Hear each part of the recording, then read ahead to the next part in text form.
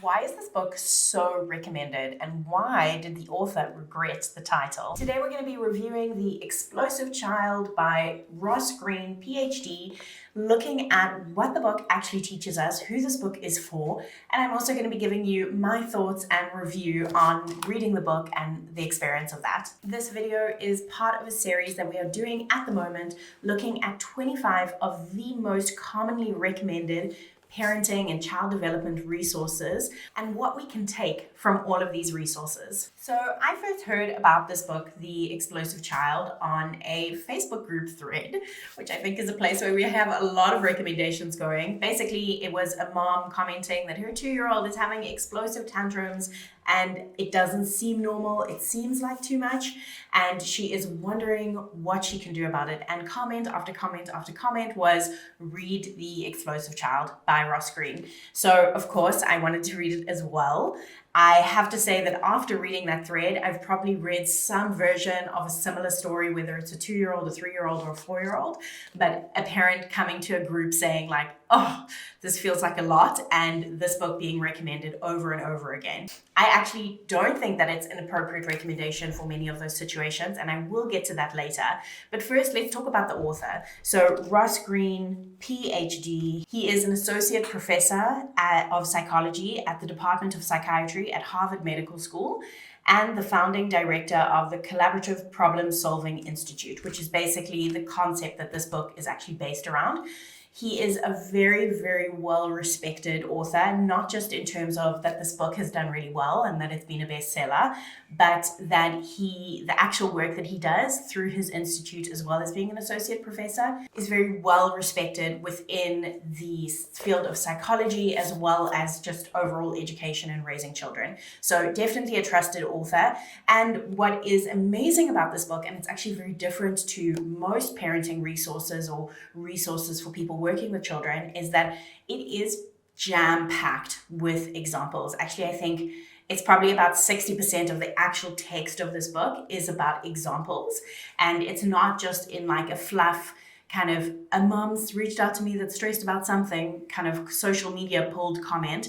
It's really like digging into the nitty gritty of how this approach is used with children, as well as some real life situations that parents might be reaching out for this book. So I really appreciate that. I really appreciate that it doesn't present in any shape or form like a one switch idea that suddenly completely changes children. And it also takes real life examples in terms of the way, the dynamic around family functioning with an explosive child. So let's look at the key points or the key takeaways that we can learn from this book. One of the first examples that he opens up the book with is talking, I think it's called, the waffle episode is the first chapter. So he talks about this child, the name of the child is Jennifer, that she wakes up in the morning, she goes and makes herself some frozen waffles, and there's 6 in the box. She says, okay, I'm going to have 3 today and I'm going to have 3 tomorrow. And she has that plan in her head. She sits down to eat. Her mom wakes up with her younger brother, and the brother says he wants waffles for breakfast. So the mom proceeds to take the waffles out the freezer. She knows nothing about Jennifer's plan for the next day, and Jennifer explodes. She pushes the mom, she snatches the waffles, she throws over the chair, and storms out of the room. And he talks about how this process with this child, and this is maybe not a real name, but it is a real experience. This child's parents have been through multiple professionals. They've received multiple diagnoses. They have tried every kind of behavioral approach, rules, boundaries that you could think of. They have tried medications. They've tried all kinds of therapies, and the day-to-day life is still the same with this child exploding over and over again, to the point that it's causing a lot of trauma in the younger siblings, and the whole family dynamic has shifted. So in that, I know you're probably thinking like, you need some boundaries. There's like a million things that we can kind of put towards this situation that we think, try this and it'll fix it. But this story, and he uses many like this, these parents have tried. The parent talks about how embarrassing it is when she explodes. And of course, everybody's immediate reaction to the parents is, well, you need to add more boundaries. And really not understanding this journey that they've already been on. He then goes into an example and he talks about how children are different.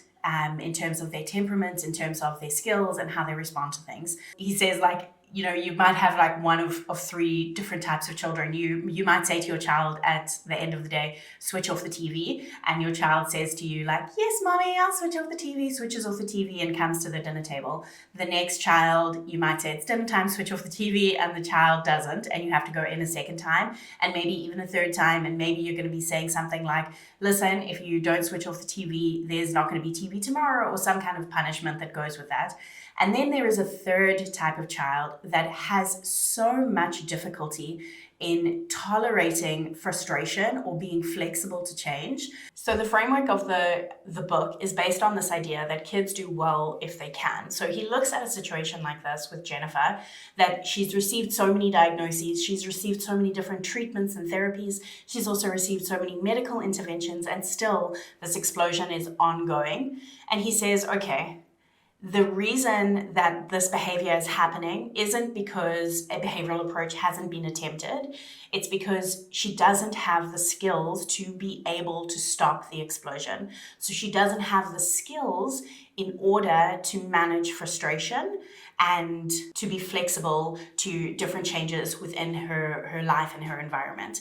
So he talks about, you know, if a child struggled to read because they had some kind of reading difficulty, we would support those underlying skills so that they could learn to read. If a child struggled to write, we would say, okay, let's look at their fine motor skills. We would support from like a bottom-up approach their ability to write. So if a child has extreme difficulty with frustration tolerance and with flexibility, he says we need to take a skills-based approach and actually equipping the child with the underlying skills that they need. Kids do well if they can, kind of puts the onus on they are not doing well because they can't, because there's a skill that isn't developed yet that they need in order to do well. So he looks at various different skills, and there's a lot of overlap in the book in terms of like medical interventions and certain diagnoses. Of course, there's a lot of correlation between some of these difficulties with frustration tolerance and flexibility that are very common and associated with certain diagnoses. Like one of them that he talks about a lot here is ADHD. So some of the skills that he walks through are executive skills, language processing skills, emotional regulation, and cognitive flexibility, and how these skills can really, really impact a child's ability to be flexible and tolerate frustration. And then he looks at, and this I really appreciate, a lot of parenting resources or resources on supporting children are very dogmatic about like, that many of the approaches are terrible and can never be used. But actually he looks at, you know, these different types of children, and he also talks about the plan A, plan B, and plan C, and how different plans might work for different children or might work even with an explosive child at different points. But we can't just keep doing the same plan all the time if it's giving us the same result. Like if it's not changing, then maybe we should be changing our strategy around parenting or around these situations that seem to trigger difficulty with flexibility and frustration tolerance. So he talks about the plan A, which is like a behavioral approach. He walks through what a behavioral approach would look like. This is very common. I think even many of the parenting resources that are almost like anti-behavioral approaches are actually behavioral approaches if you really dig into what they're saying. So this would be things like punishments and rewards, like structuring their environment, giving clear requests, things like this. Then he talks about plan C, which is just dropping the expectation. So like in the book, he says, if your child doesn't want to do their homework, they say they're too tired, you would say, okay, if you're on plan C and you notice that your child isn't brushing their teeth before bed, you would just ignore it. So you just wouldn't do anything. And then he gives this option, which is plan B. And this is his kind of approach, which is called the collaborative problem solving approach.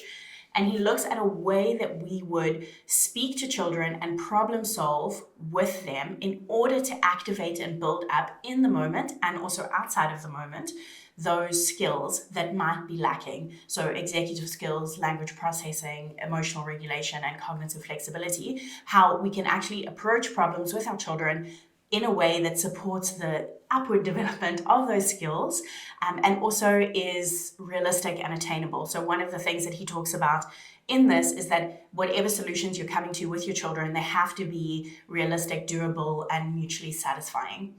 So one of the examples that he gives in the book is he talks about a child that has come with their parents to therapy, and the child had an explosion in the car. So the therapist walks each of them separately through what happened, and then they come together to use this collaborative problem-solving approach. So basically, the child comes in and is all frustrated, doesn't want to do therapy, goes to sit outside. The mom says he had an explosion on the way here because he wants caps for, I think it's like some kind of a Nerf gun or something like this. He wants some kind of thing that is part of a toy that he has, and he wanted it right now, and I can't do it right now because we have therapy, and then I've got other commitments for the rest of the day. So the mom had told the child, we'll get them in June. And I think that this encounter happened in like April or something. So it was like really quite random. And so the therapist then walks the child through coming back into the room, discussing what happened, and then looking at, okay, your mom said that you can get them in June. Like, is that satisfying? And the child is like, no, absolutely not. And basically he talks about he's got like a step process. So the first step in the process would be empathy. So it would be saying something like, it sounds like you're really frustrated about not having caps. Is that right? And then the second step would be defining the problem. You would really like to be able to get caps today. And in this, he talks about also like bringing both problems to the table. So in terms of parenting, it's not just about saying like, you want this and my solution is this, but saying like, okay, you really want the caps today, and I don't have any flexibility in my schedule around going to the shops for the next week. And then asking or inviting the child, which is the third step, into collaborative problem solving. So what he talks about is that as you are like leading your child through this process, for many children, they won't need this process, but for other children that are struggling with this executive function, language processing, emotional regulation, and cognitive flexibility, you are kind of leading them in a path that supports where they are at developmentally in terms of those skills. So really taking that problem-solving approach very slowly and putting both problems on the table and finding something that is mutually satisfying, a solution towards the problem. And there are so many examples in this book. And I think if you have an explosive child, you will be able to really understand a lot of the problems. You know, you give a simple request and there's an explosion. And on the other side, as a parent, it feels like, I don't understand what happened here. Like, I asked you to take the rubbish out. How did we get to explosion? But because you are breaking down this collaborative problem-solving method with your child, you are really supporting those underlying skills. So I love this approach. I think it's incredibly supportive of children. I think it's definitely a bottom-up approach, which is what we love around here. The discourse around this book in this series, we're always talking about some of the discourse, some of the like opposing ideas. So in terms of that, I think, of course, it's very natural for us to view what is being said in this book in a very behavioral light and be like, oh, that doesn't match like, discipline and obedience.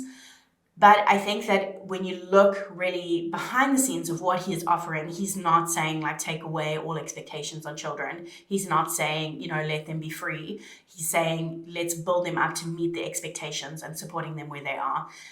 So that's the one side of discourse. The other one, I mentioned earlier that this is recommended a lot in toddler kind of circles for young children. So because of development, we know that many of the skills that he's talking about here, like language processing, executive functioning skills, these just aren't developed yet in toddlers. So it's not necessarily that you are that your child is delayed in these skills. It's that they're not yet an appropriate age, appropriate expectation. So I think that this book can help us if you feel already like my toddler seems to be much, much more explosive than other children, then this book will definitely give you a lot of insight. I don't know if you can use collaborative problem-solving methodology with a 2-year-old. I think that, maybe you can adjust it slightly, you can adjust some concepts of it, but there is also something about the very young years that we do just need to have a lot of clarity. We can't actually overwhelm our children with like talk therapy. So if you are a toddler parent, I would say you can read this, but you might find more practical strategies in the book by Mona Delahook, which is called Brain Body Parenting. And I have a whole review and a walkthrough on those concepts, which is on your screen now, and I will see you over there.